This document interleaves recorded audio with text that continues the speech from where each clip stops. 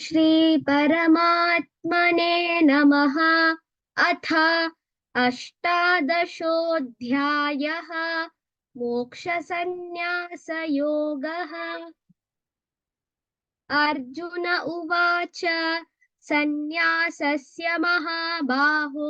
तत्त्वमिच्छामि वेदितुम् त्यागस्य च हृषीकेश पृथक् केशिनिषूदन। श्रीभगवानुवाच काम्यानां कर्मणान्यासं सन्न्यासं कवयो विदुः सर्वकर्मफलत्यागं प्राहुस्त्यागौ विचक्षणाः। त्याज्यं दोषवदित्येके कर्म प्राहुर्मनीषिणः यज्ञदानतपः कर्म न त्याज्यमिति चापरे। निश्चयं शृणु मे तत्र त्यागे भरतसत्तमा। त्यागो हि पुरुषव्याघ्र त्रिविधः सम्प्रकीर्तितः यज्ञदानतपः कर्म न त्याज्यं कार्यमेव तत्। यज्ञो दानं तपश्चैव पावनानि मनीषिणाम् एतान्यपि तु कर्माणि सङ्गं त्यक्त्वा फलानि च कर्तव्यानीति मे पार्थ निश्चितं मतमुत्तमम्। नियतस्य तु सन्न्यासः कर्मणो नोपपद्यते मोहात् तस्य परित्यागः तामसः परिकीर्तितः। दुःखमित्येव यत्कर्म कायक्लेशभयात् त्यजेत् स कृत्वा राजसं त्यागं नैव त्यागफलं लभेत्। कार्यमित्येव यत्कर्म नियतं क्रियतेऽर्जुन सङ्गं त्यक्त्वा फलं चैव स त्यागः सात्विको मतः। न द्वेष्ट्य कुशलं कर्म कुशलेनानुषज्यते त्यागी सत्त्वसमाविष्टः मेधावी छिन्न संशयः। न हि देहभृता शक्यं त्यक्तुं कर्माण्यशेषतः यस्तु कर्मफलत्यागी स त्यागीत्यभिधीयते। अनिष्टमिष्टं मिश्रं च त्रिविधं कर्मणः फलं भवत्यत्यागिनां प्रेत्य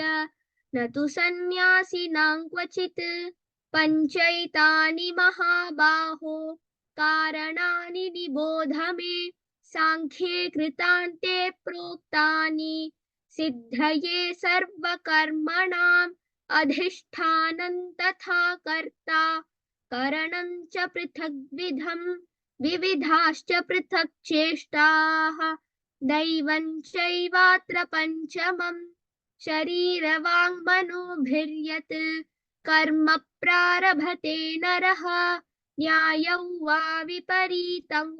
न्यायं वा विपरीतौ वा पञ्चैते तस्य हेतवः। तत्रैवं सति कर्तारम् आत्मानं केवलं तु यः पश्यत्यकृतबुद्धित्वात् न स पश्यति दुर्मतिः। यस्य नाहङ्कृतो भावः बुद्धिर्यस्य न लिप्यते हत्वापि स इमान् लोकान् न हन्ति न निबध्यते। ज्ञानज्ञेयं परिज्ञाता त्रिविधा कर्म चोदना करणं कर्म कर्तेति त्रिविधः कर्म संग्रहः। ज्ञानं कर्म च कर्ता च त्रिधैव गुणभेदतः प्रोच्यते गुणसङ्ख्याने यथावत् शृणुतान्यपि। सर्वभूतेषु येनैकं भावमव्ययमीक्षते अविभक्तौ विभक्तेषु तज्ज्ञानौ विद्धि सात्विकम्। पृथक्त्वेन तु यज्ञानं नानाभावान् पृथग्विधान् वेत्ति सर्वेषु भूतेषु तज्ज्ञानं विद्धि राजसम्। यत्तु कृत्स्नवदेकस्मिन् कार्ये सक्तमहैतुकम् अतत्त्वार्थवदल्पञ्च तत्तामसमुदाहृतम् नियतं सङ्गरहितम् अरागद्वेषतः कृतम् अफलप्रेप्सुना कर्म यत्तत् सात्विकमुच्यते यत्तु कामेप्सुना कर्म साहङ्कारेण वा पुनः क्रियते बहुलायासम् तद्राजसमुदाहृतम् अनुबन्धं क्षयं हिंसाम् अनपेक्ष्य च पौरुषम् मोहादारभ्यते कर्म यत्तत्तामसमुच्यते मुक्तसङ्गो न हौवादी धृत्युत्साहसमन्वितः सिद्ध्यसिद्ध्यो निर्विकारः कर्ता सात्विक उच्यते रागी कर्मफलप्रेप्सुः लुब्धो हिंसात्मको शुचिः हर्षशोकान्वितः कर्ता राजसः परिकीर्तितः अयुक्तः प्राकृतस्तब्धः शठो नैष्कृतिकोलसः विषादी दीर्घसूत्री च कर्ता तामस उच्यते बुद्धेर्भेदधृतेश्चैव गुणतस्त्रिविधं शृणु प्रोच्यमानमशेषेण पृथक्त्वेन धनञ्जय प्रवृत्तिं च निवृत्तिं च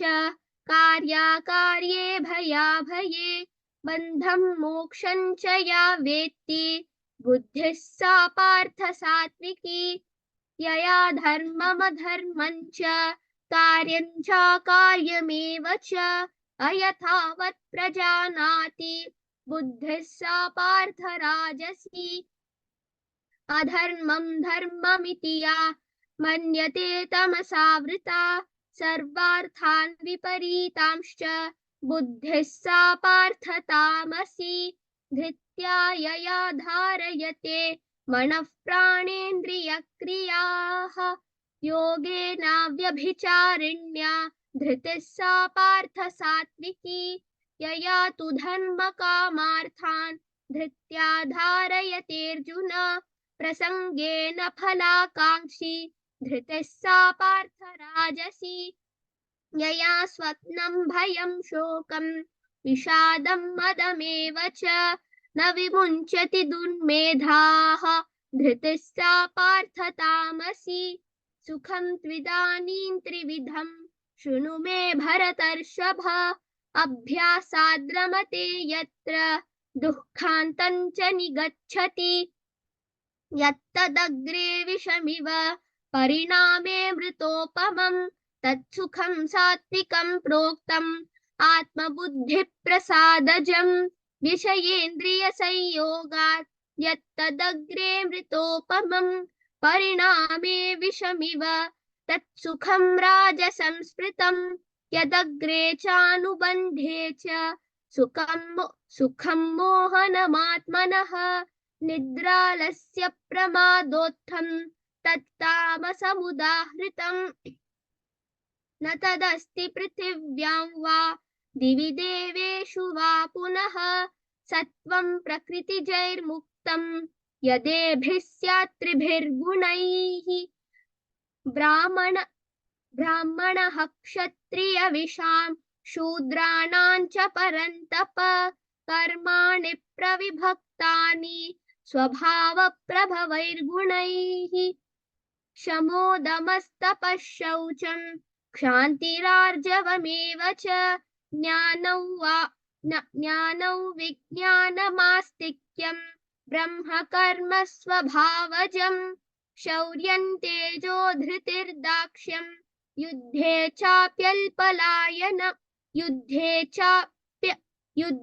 चाप्यपलायनं दानमीश्वरभावश्च क्षात्रं कर्म स्वभावजम् कृषिगौरक्षवाणिज्यं वैश्यकर्म स्वभावजम् परिचर्यात्मकं कर्म शूद्रस्यापि स्वभावजम् स्वे स्वे कर्मण्यभिरतः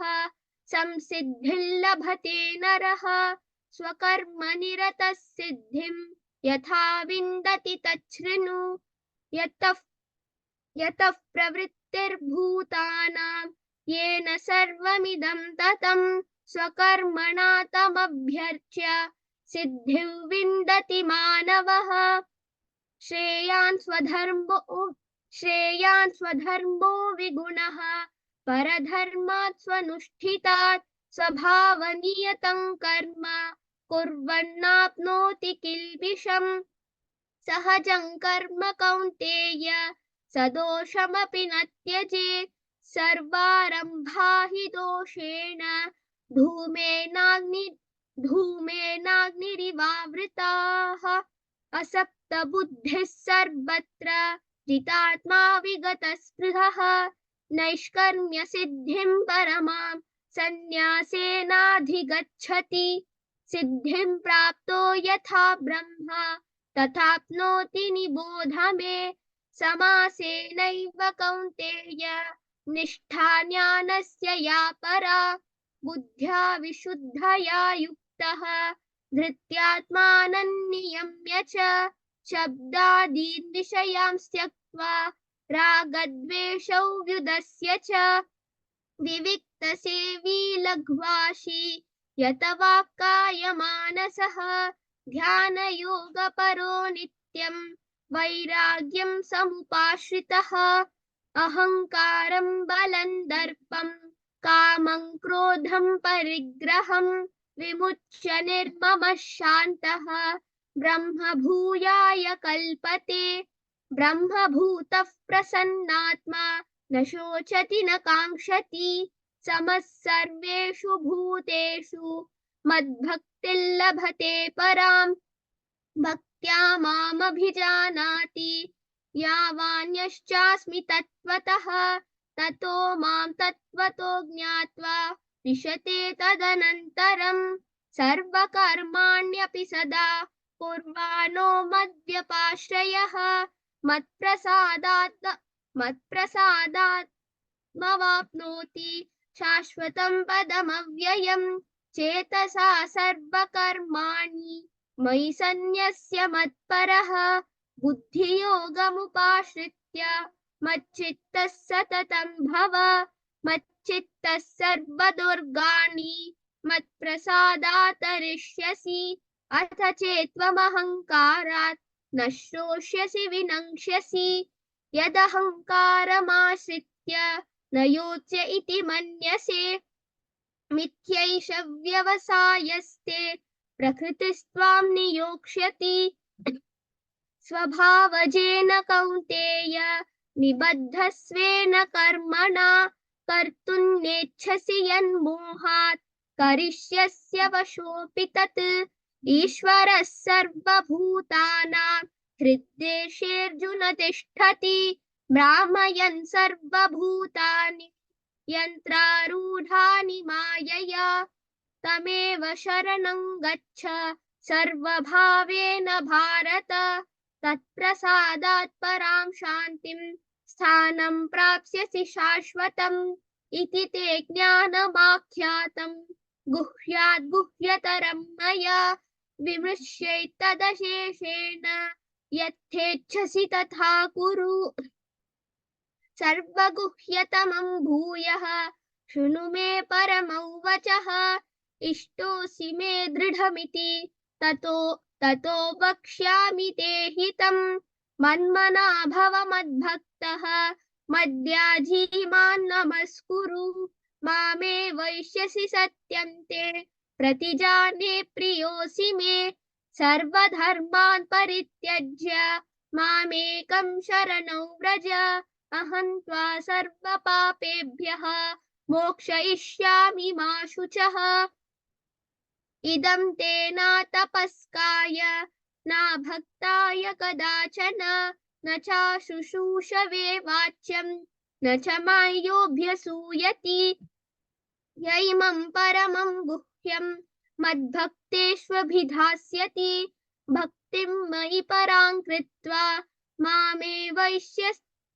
मामे वैष्यत्य संशयः न च तस्मात् मनुष्येषु कश्चिन्मे प्रियकृत्तमः भविता न च मे तस्मात् अन्यः प्रियतरो भुवि अध्येष्यते च य इमं धर्म्यं संवादमावयोः ज्ञानयज्ञेन तेनाहम् इष्टस्यामिति मे मतिः श्रद्धावाननसूयश्च शृणुयादपि यो नरः सोऽपि मुक्तः शुभाल्लोकान् प्राप्नुयात् पुण्यकर्मणाम् कच्चिदेतच्छ्रितं पार्थ त्वयैकाग्रेण चेतसा कच्चिदज्ञानसम्मोहः प्रनष्टस्ते धनञ्जय अर्जुन उवाच नष्टो मोहस्मृतिर्लब्धा त्वत्प्रसादात् मयाच्युत स्थितोऽस्मि गतसन्देहः करिष्ये वचनं तव सञ्जय उवाच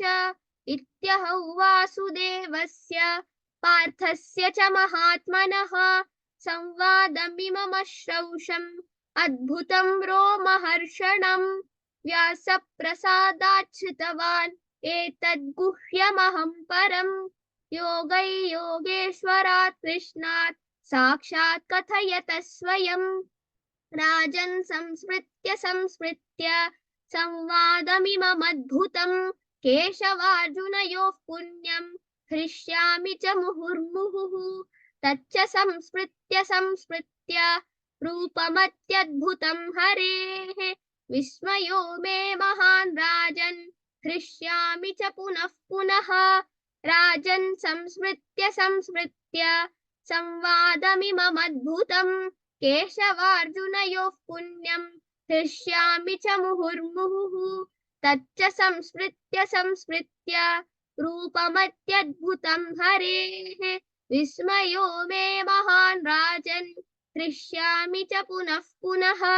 राजन् संस्मृत्य संवादमिममद्भुतं केशवार्जुनयोः पुण्यं हृष्यामि च मुहुर्मुहुः तच्च संस्मृत्य रूपमत्यद्भुतं हरेः विस्मयो मे महान् राजन् हृष्यामि च पुनः पुनः यत्र योगेश्वरः कृष्णः यत्र पार्थो धनुर्धरः तत्र श्रीर्विजयो भूतिः ध्रुवा नीतिर्मतिर्मम ॐ तत्सदिति श्रीमद्भगवद्गीतासु उपनिषत्सु ब्रह्मविद्यायां योगशास्त्रे श्रीकृष्णार्जुन संवादे मोक्षसंन्यासयोगो नाम अष्टादशोऽध्यायः सर्वधर्मान् परित्यज्य मामेकं शरणं व्रज अहं त्वा सर्वपापेभ्यः मोक्षयिष्यामि मा शुचः धृतराष्ट्र उवाच धर्मक्षेत्रे कुरुक्षेत्रे समवेतायुयुत्सवः मामकाः पाण्डवाश्चैव किमकुर्वत सञ्जय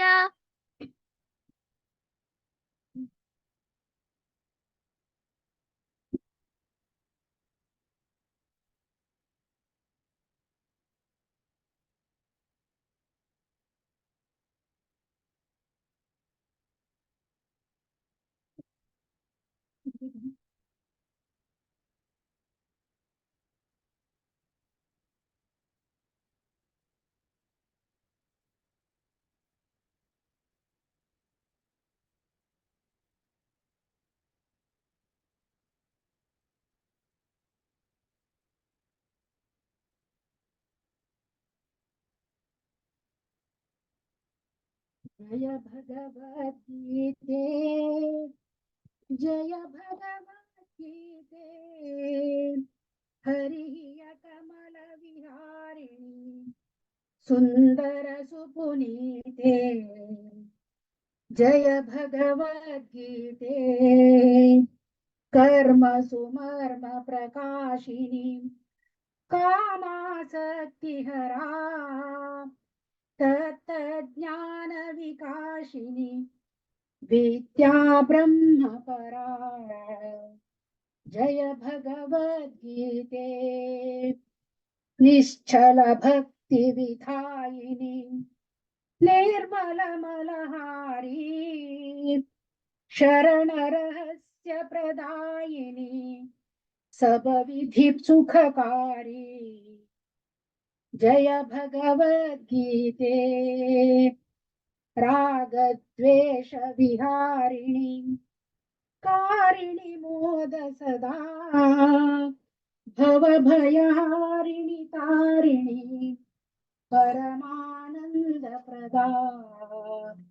जय भगवद्गीते आसुर भाव विनाशिनी नाशिनी तमरजनी दैवी सद्गुणदायिनी हरिरसिका सजनी